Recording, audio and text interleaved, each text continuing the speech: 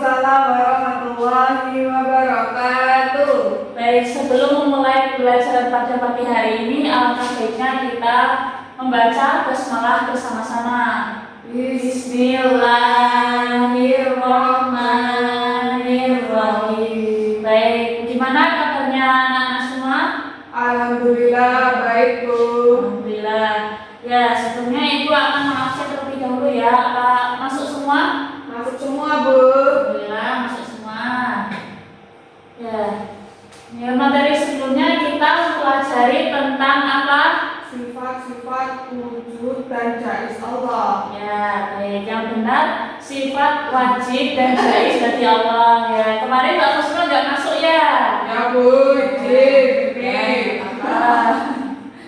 Ya, baik. Untuk materi pada pagi hari ini kita akan mempelajari tentang bertaubat. Sebelumnya ada yang tahu taubat itu apa? Menyesal, ya enggak tahu sih. Ya. Menyesali aku. Menyesali, ya boleh. Ya, baik. Secara bahasa taubat yaitu kembali atau bahasa Arabnya tawwaba. Maksudnya kembali dari apa? Kembali dari dosa atau menarik diri dari dosanya. Secara istilah bisa dibacakan Mbak Kusnul. Secara istilah yaitu kembali kepada Allah Subhanahu wa Ta'ala dengan melepaskan hati dari belenggu dosa, lalu melaksanakan semua hak Allah. Ya, jadi taubat ini kita ini kembali kepada Allah, kembali ke jalan yang benar atas dosa-dosa yang telah kita lakukan.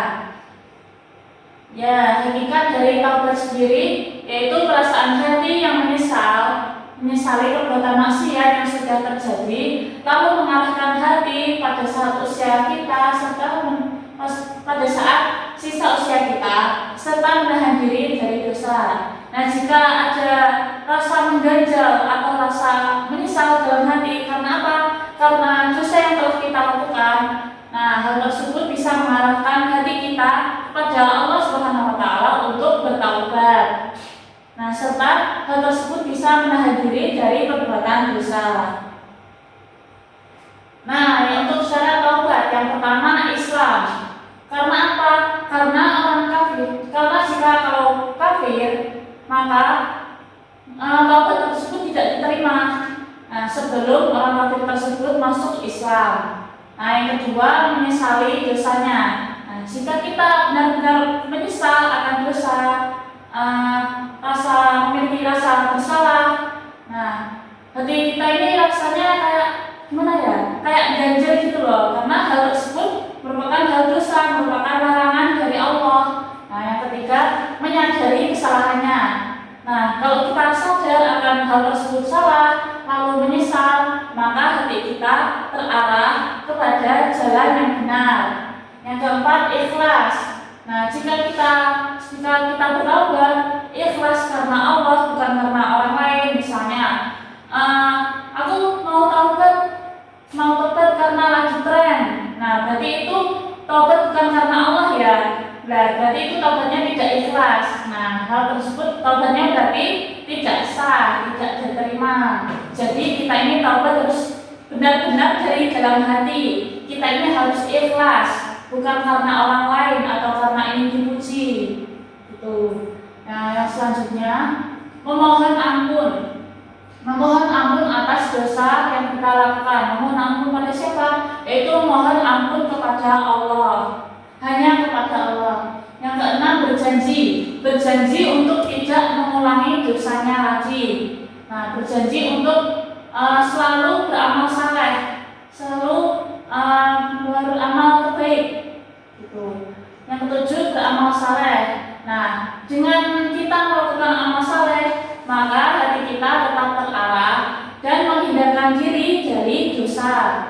Yang kedelapan memperbanyak istighfar. Nah, hal tersebut merupakan wujud awal dari kita untuk melakukan taubat. Nah, hal tersebut merupakan kalimat lisan yang sederhana yang merupakan kalimat memohon ampun kepada Allah. Nah, kalimat istighfar bagaimana? Astagfirullahaladzim.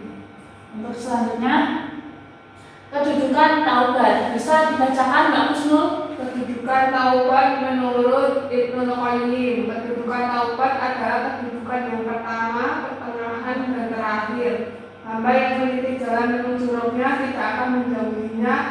selalu menetapinya sampai mati. Nah, baik. Nah, jadi taubat ini merupakan hal wajib. Merupakan hal wajib bagi kita yang beriman, seorang mukmin. Nah, banyak dari Al-Quran dan juga Sunnah yang menetapkan kewajibannya dari bertaubat. Nah, untuk ayatnya sendiri, Ibu bacakan terlebih dahulu, yaitu Quran Surat An-Nur ayat 31. Bismillahirrahmanirrahim. Wa tubu ilallahi jami'an ayyuhal mu'minuna la'allakum tuflihun. Yang untuk artinya bisa dibacakan, Yang artinya, bertaubatlah kamu sekalian kepada Allah, hai orang-orang yang beriman, supaya kamu beruntung. ya, supaya kamu beruntung. Nah, itu tadi merupakan dalil taubat. Yang untuk selanjutnya yaitu keutamaan taubat. Yang pertama, taubat adalah sebab untuk meraih rahmat Allah. Nah, dengan kita memiliki keinginan untuk bertaubat, maka Allah membukakan pintu rahmat bagi kita. Nah, yang kedua, taubat merupakan sebab keberuntungan. Nah, sama seperti ayat yang tadi, yaitu supaya kamu beruntung. Kalimat la'allakum tuflihun. Nah, merupakan sebab dari keutamaan bertaubat. Nah, yang ketiga yaitu sebab diterimanya amal saleh. Nah, amal saleh kita ini akan diterima karena apa? Karena salah satunya yaitu dari wujud pertaubatan kita. Nah, yang keempat yaitu taubat merupakan sebab masuk surga dan keselamatan dari neraka. Dan yang kelima merupakan sebab mendapatkan ampunan dari Allah Subhanahu wa taala. Dan yang keenam, taubat menjadi sebab meraih segala macam kebaikan. Nah, jika kalau kita bertaubat, maka semua kebaikan dimudahkan untuk kita. Nah, dihindarkan dari keburukan. Nah, jadi kayak kebaikan ini selalu aja datang pada kita, selalu dimudahkan untuk bertaubat. Nah, jadi ini semua kemudahan ini datang dari Allah. Nah, hal tersebut merupakan rahmat dari Allah. Misalnya, kita sudah bertaubat.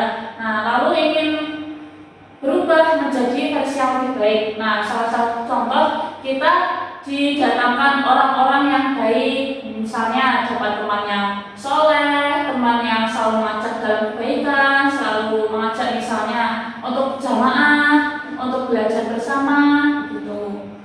Nah, itu merupakan salah satu macam kebaikan yang Allah datangkan bagi orang-orang yang bertaubat. Nah, itu tadi merupakan materi yang Ibu sampaikan mengenai bertaubat.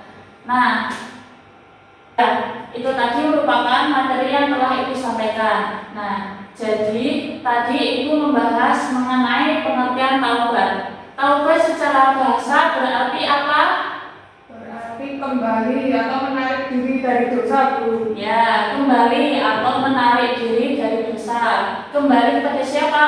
Kembali kepada Allah Subhanahu wa taala, bukan kembali ke rumah atau kembali ke mana. Nah, jadi kita kembali kepada Allah. Terus yang selanjutnya, tadi ayat mengenai bertaubat pada surat apa? Quran Surat An-Nur ayat 31. Ya, baik.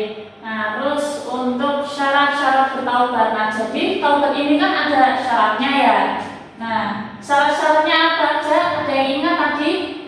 Islam Ya. menyesali dosanya, Menyesali dosa, menyadari kesalahannya, kesalahan, lalu ikhlas, terus apa lagi? memohon ampun, Mohon ampun hanya pada Allah. Lalu dan berjanji berjanji untuk tidak mengulanginya lagi.